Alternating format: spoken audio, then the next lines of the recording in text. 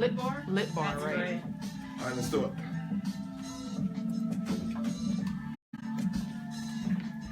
You want me to post again about us being online? Yes. Yep. In the comment section.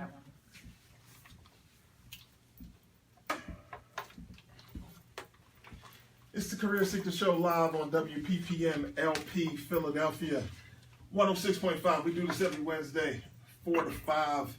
Your only source for job and career search information with a focus on diversity. And today we are speaking about entrepreneurship as a career, AB.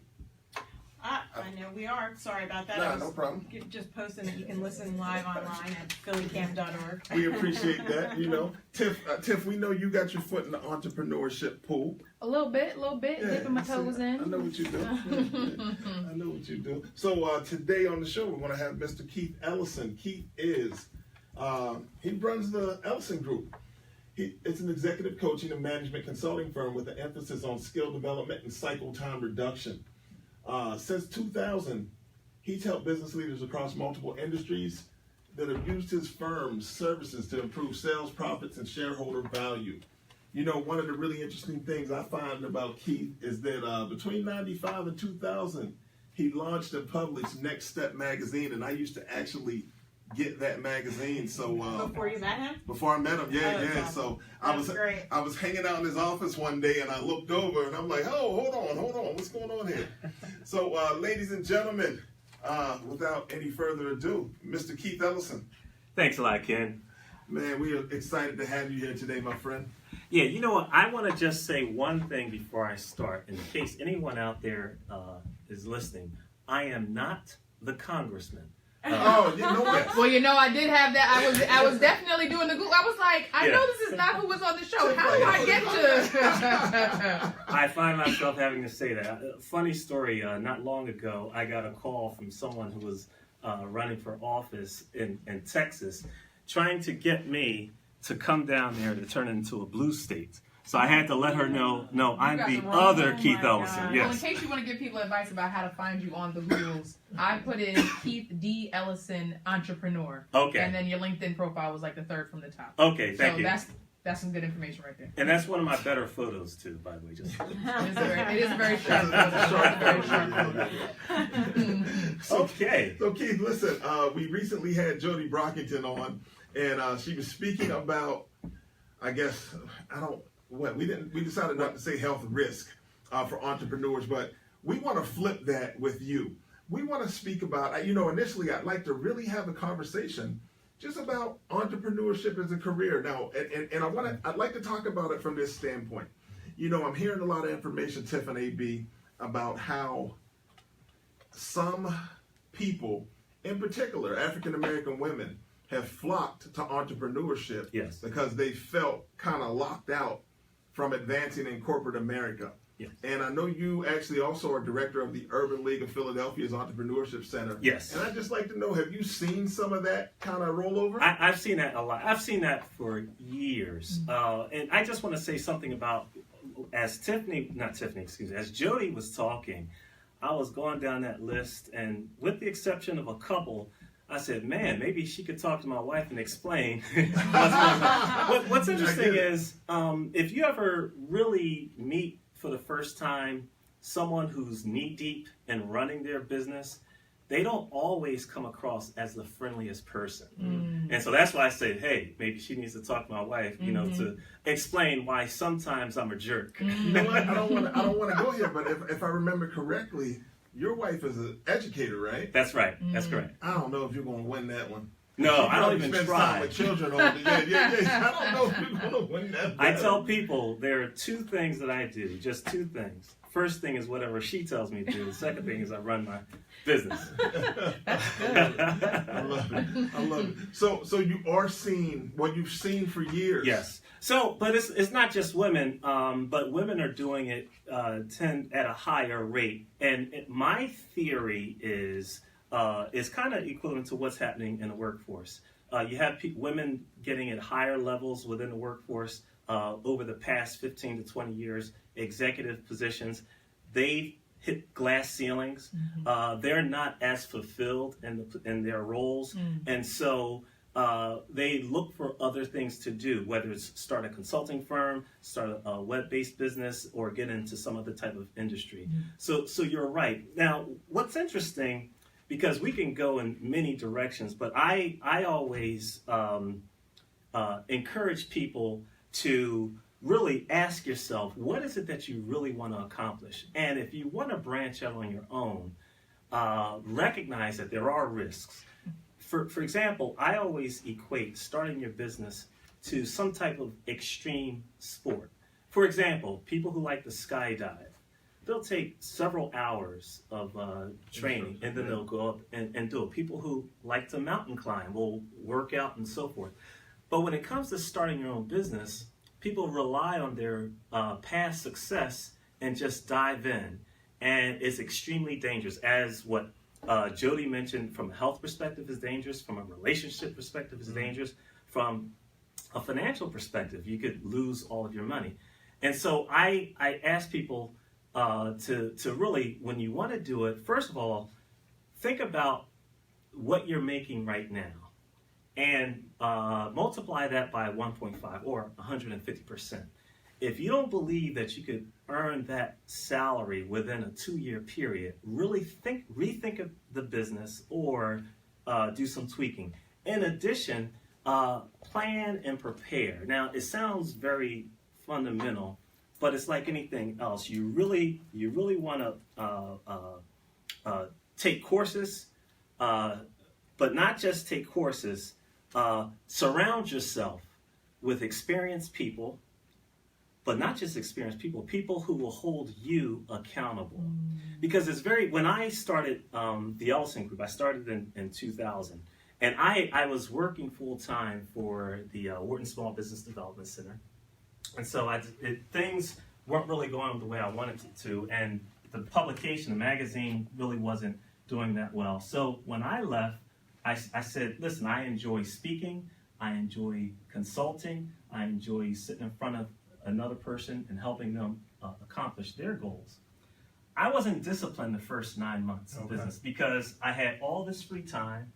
A typical morning was I'd wake up, go work out, eat a nice big bowl of oatmeal. I was going to say, doesn't that defeat the workout? Yeah, okay. Nice We were just talking about ice cream. That's why you said it. Yeah, nice big bowl of oatmeal, and then fall asleep, and then 2 o'clock, I start making my calls. Well, that caught up to me. I said, you know what, I have to be 2 o'clock disciplined. you started making your calls? Yeah. Oh, wow. Okay. Maybe 1:30. Yeah. You know, now, so here's the other thing. When you start your own business, you are the number one salesperson, and people tend to avoid picking up that call, picking up that phone, setting appointments. You have to be relentless in getting in front of people, regardless of what type of business that you're in. It is all about a numbers game. I call it smiling and dialing. And the best way to get in front of people is you have to call, make those calls, and it's very tough if you don't have contracts or clients. You have to do the cold call. You know, it's interesting what you say because, you know, I'm a big proponent of kind of having a strategy and planning your exit, say if it's from corporate America. Yes.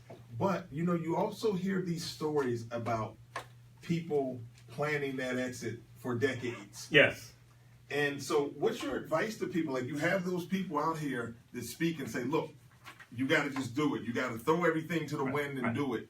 But that can be scary. That can be scary, and that can be a mistake.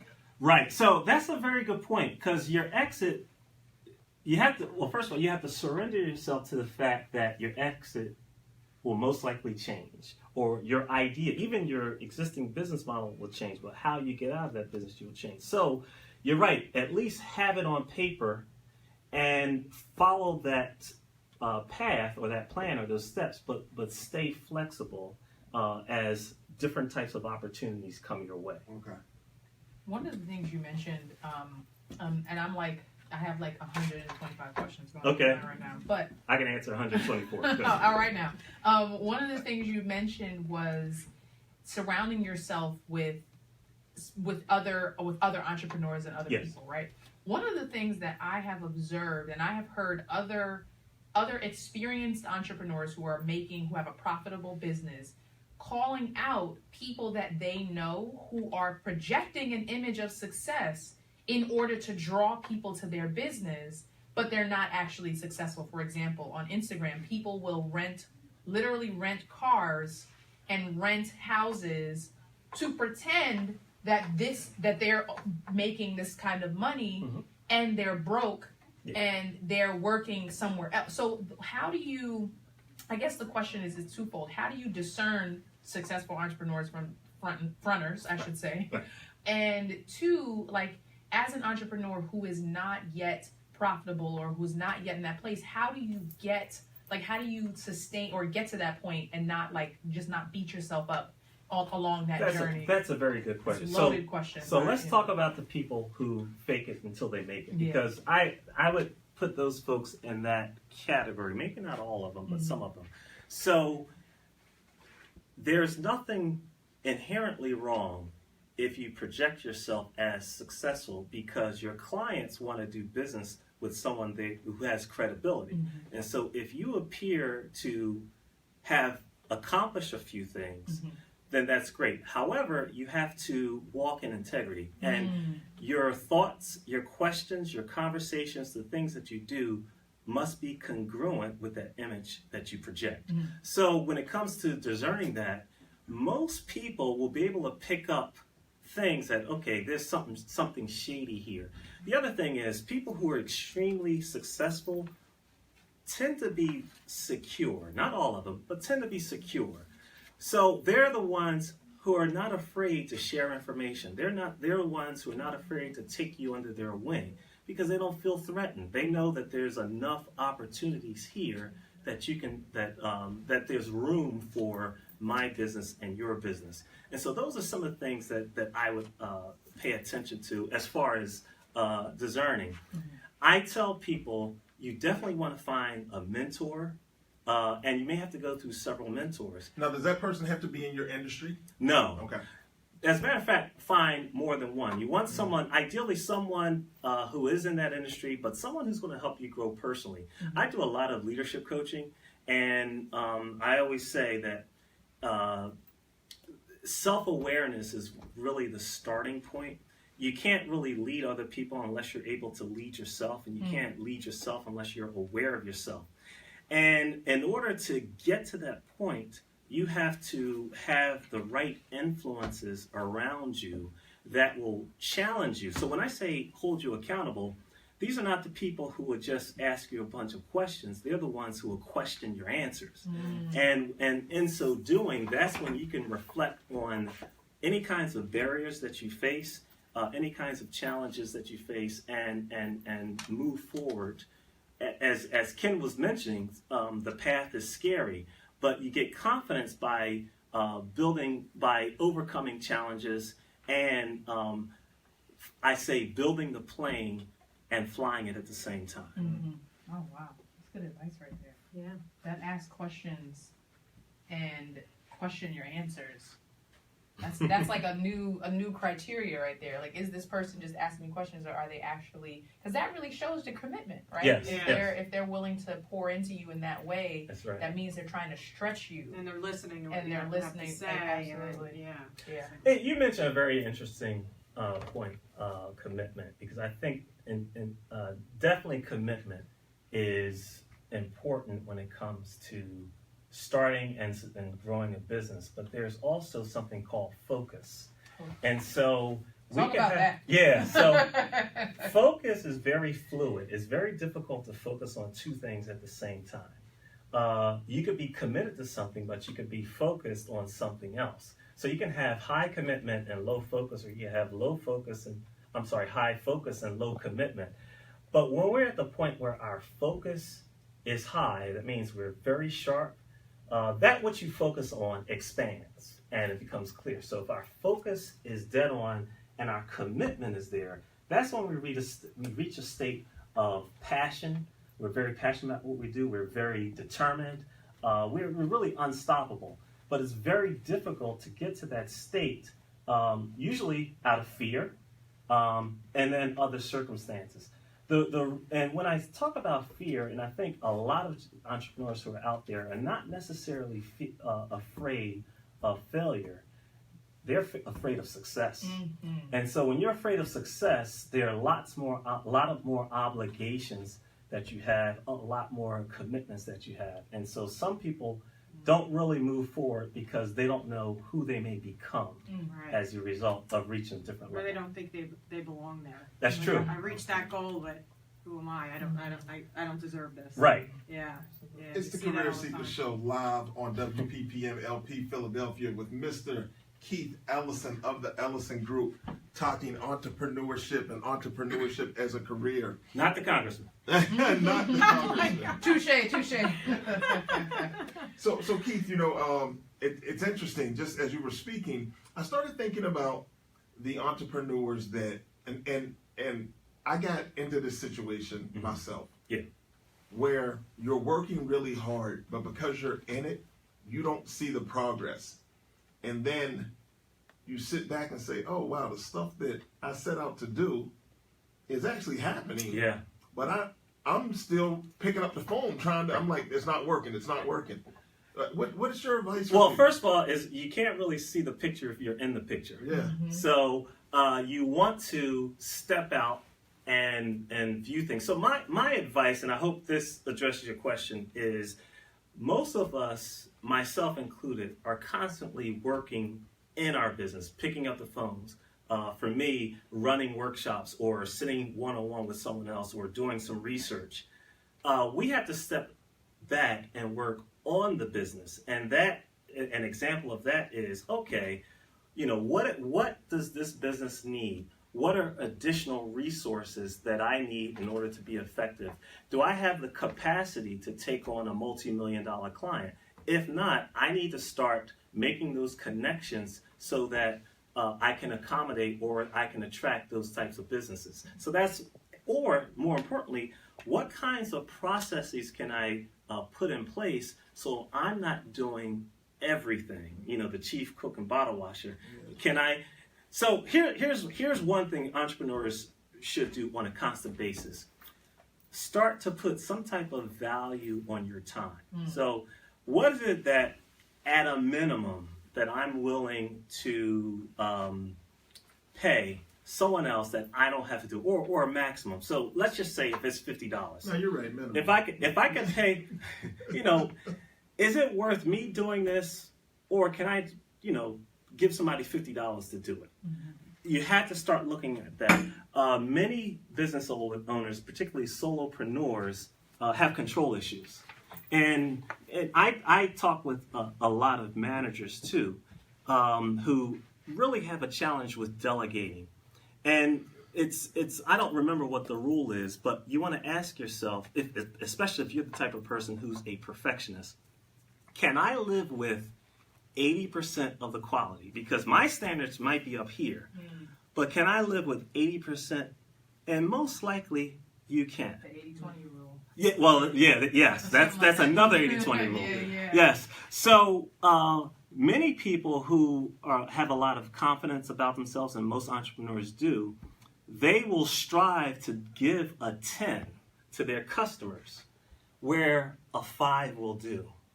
And so and for me, I tend to sometimes go overboard, and to go from that, from a scale of 1 to 10, from an 8 to a 10 might take 80% of the time. Whereas a 6 or 7, they would have been just as happy. Yeah. And so that really starts to, we start to ask ourselves, what is my time worth?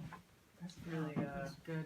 That's Very really good. good advice. And I think it's interesting because if someone might be satisfied with a 6 or a 7, but because it is your product, Right. or it's your thing in your mind, you're just not. You just can't. You're in the picture. Yes. So you don't know how to step back and be like, well, actually, I am doing just fine. And I think, do you have in your own business experience? Do you have, have you ever had a situation where you had to actually do that yourself and say, you know what, this is actually, I'm doing really, really well, or do you just have you just driven really, really hard as you grew your business? Yes, and I have to catch myself.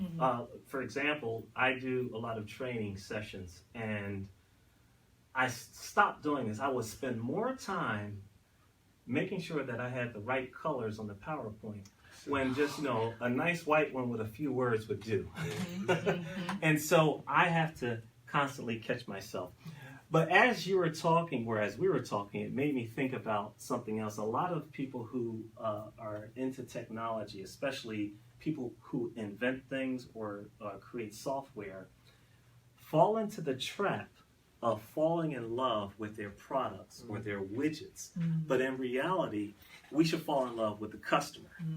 And when it comes to really growing your business, it's the relationship you have with the customer. So that relationship may be through your website, or it may be through traditional mail, but it's really being in touch with your customer and not as much with the product. And so to the extent that we make our businesses, including our products and services, customer-centered, then that's when we're able to sustain our growth. You bring up a great point, because we're getting ready to do a revise on our website, but it's based on that principle. We were showing a lot of stuff that we were out here doing, right? But wow, maybe our customers are coming to get information that can help them do what they do. Yeah. And I was like, wow, the first page should be, about the customer. And really, it was our commercial. It was us saying, hey, look, we're out here doing this. And I'm sure our customers were like, well, look, I just came here to try to get some diversity recruiting information. Yeah. There's a branding and marketing expert. His name is Donald Miller, and his company is called Story Brand. And his exact proposal to business owners is that you are the guide, your customer is the hero. And so make your customer, when you're doing your marketing, make it about what the transformation your customer is looking for and how you can help them along the way, as opposed to, here's what I can do for you, here's where you want to go, and here's how we can get you there. Very good point. I may have to borrow that. I'll send it to you. So, Mr. Ellison, listen, I realize that you're going to have to come back now. Hey, I'm excited with I'm going to the Urban League, sit in his office and have a conversation about this. You know what? I've sat in Keith's office several times and looked at the magazines, looked at the books, had conversations, and then he pushed me off to somebody else. That's the way it worked. He said, no, let me introduce you to Nicole Newman. No, Nicole's great. Keith is great. You have a great team up there, man. You guys do some incredible things. Your success stories are right up there with the best I've ever heard. Well, Keith has clients that have actually been invited to the White House because of the stuff and the work that they've done over there. Oh, wow. That's awesome. real. That's awesome. So how do people get in contact with Keith Ellison? Okay, Not the Congress. That is not the Congress. So you could call me at area code 215-635-5572. Great.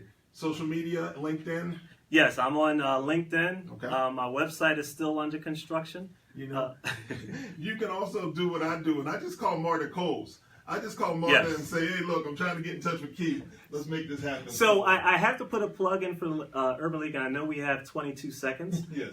So you can, the best way to reach me, and I could be responsive, is to call the Urban League Entrepreneurship Center. 215. I'm gonna give them Marta Cole's number. I have her here because I knew that I would have been very, very nervous if she weren't here.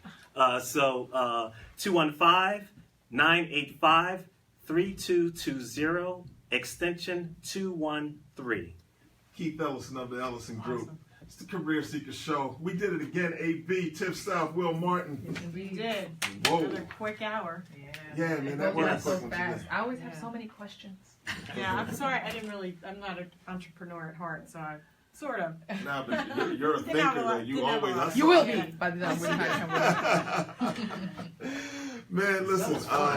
February is over, guys. Listen, but Black history is made every day. Every day. It's everyone's history. That's Tiffany Southerland right there. That's what she brings to the show. Wakanda forever. Yeah, that's right. I knew that was coming. It's the Career Seeker Show on WPPM LP Philadelphia. Real quick, let us thank everybody, right? All the listeners on 106.5 right here in the city of Philadelphia. Everybody that checked out the phillycam.org stream. And also all the listeners on the East Coast Executive Facebook fan page. listen, I want to apologize. I'm not sure what happened, but next week, we'll try to have my man Matthew Crutchman from the East End United Community Center call in. Hold my people down out there. I really appreciate it. Yo, Geese to the rap. It's a rap, go. Let's do it.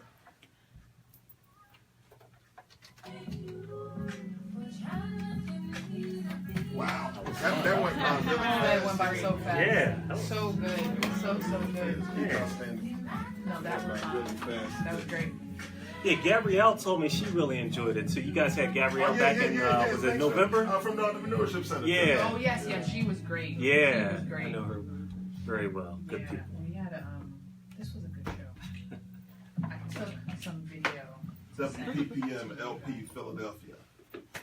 What's that? Let me give you my cards. Thank you. I connected with you on LinkedIn. Oh, so perfect. we're I still good. like taking We're it. good.